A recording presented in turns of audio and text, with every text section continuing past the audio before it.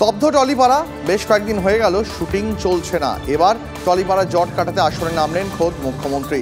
মুখ্যমন্ত্রী মমতা বন্দ্যোপাধ্যায়ের সঙ্গে দেখা করতে নবান্নে বৈঠক করতে গেলেন প্রসেনজিৎ দেব, গৌতম ঘোষ। তৃতীয় পক্ষের হস্তক্ষেপ দাবি করেছিল ডিরেক্টর্স গিল্ড।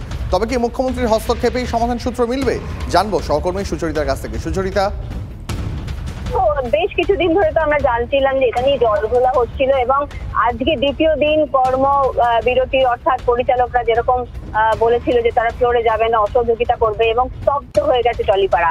অবশেষে কিন্তু সেই ইন্ডাস্ট্রি অর্থাৎ প্রসেনজিৎ চট্টোপাধ্যায়ের হাত ধরে এই সমাধান আসতে চলেছে মুখ্যমন্ত্রীর সঙ্গে। মুখ্যমন্ত্রী প্রসেনজিৎ চট্টোপাধ্যায় দেব এবং গৌতম ঘোষকে ডেকে পাঠিয়েছেন তাদের সঙ্গে আলোচনা করার জন্য এবং সমাধান সূত্র বের করার জন্য। কারণ প্রতিদিন যদি এইভাবে শুটিং বন্ধ থাকে তাহলে কিন্তু কোটি কোটি টাকার ক্ষতি এবং প্রচুর মানুষের জীবিকা এর সঙ্গে জড়িত আছে। আমরা দেখলাম যে ঠিক 12টা সাড়ে 12টার পর থেকে দেব এলো প্রসেনজিৎ চট্টোপাধ্যায়ের বাড়িতে এবং তারপর দেবের গাড়িতে করেই প্রসেনজিৎ চট্টোপাধ্যায়, দেব এবং গৌতম ঘোষ তারা কিন্তু একদম নবান্নের পথে এই মুহূর্তে।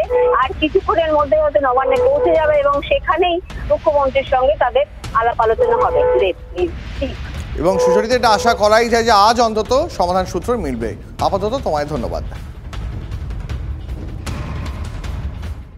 আমাদের সমস্ত কলিগদের মধ্যে একটাই আলোচনা চলছে যে এরকম একটা পরিবেশ যেখানে আমরা দিনের বেশিরভাগ সময় এদের একসঙ্গে কাটাই, সারাক্ষণ তুমি বলো না 12-13 ঘন্টা একসঙ্গে হই হই করে কাটাই। সেখানে যখন দেখি যে দলে দলে আলোচনা হচ্ছে এবং একটা অনিশ্চয়তার বাতাবরণ। শুটিং বন্ধ করাটা তো কখনোই কোনো অবস্থাতেই আমাদের কাম্য নয়, কিন্তু বারবারই এমন একটা পরিস্থিতি তৈরি হয় যখন শুটিং বন্ধ করে তার সুরাহা করতে হয়।